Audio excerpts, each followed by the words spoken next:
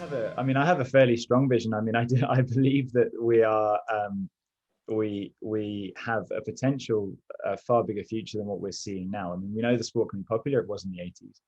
I think that what's happened in the last 20 odd years is some things haven't been done that should have been done. Not through anyone's fault, but just through maybe a lack of foresight of the tools that have been available to promote the sport. And I think that the good thing is that the International Federation and a group of people are getting together and really trying to unite pro tournaments to bring a bit more of a social media game towards it that we've seen really successfully work in other sports like surfing, like Formula One. And I think that done right, that could mean that water skiing could reach the area, the level of hype and importance in the world that it deserves. I'm not saying it's going to be Formula One, but I think it could do a lot better than what it is currently doing, and certainly where it has been not so long ago. I wouldn't say that we're in a bad spot now. I think that we're some distance up the hill towards getting to where we need to be.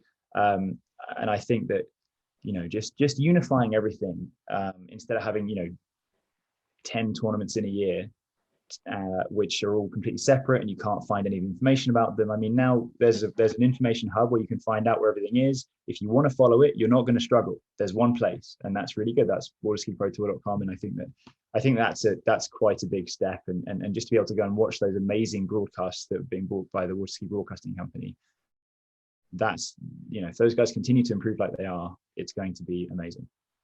Tips for young skiers. So I think the first thing to say to a young skier, it's not going to be anything technical. It's just going to be, this is a sport that anyone can participate in. You can be really great. And the amazing thing about water skiing is that, no matter if you're going to be a super tall guy or a little guy or, a strong guy or a skinny, you can do the slalom trick and jump. You can be amazing in all of them.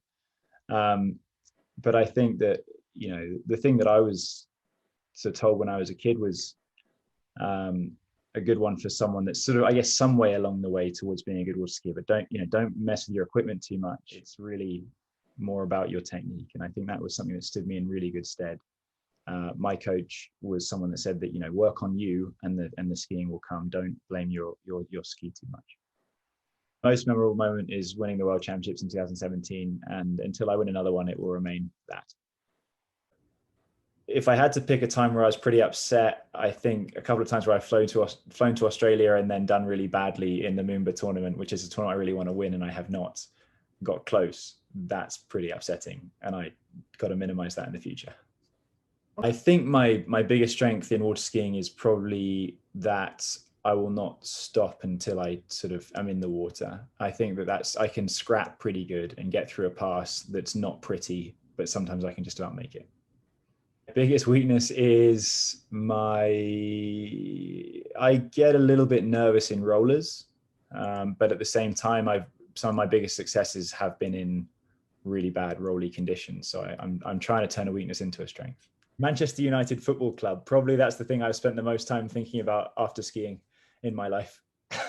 Big time fan of Manchester United. I have been since I was a child.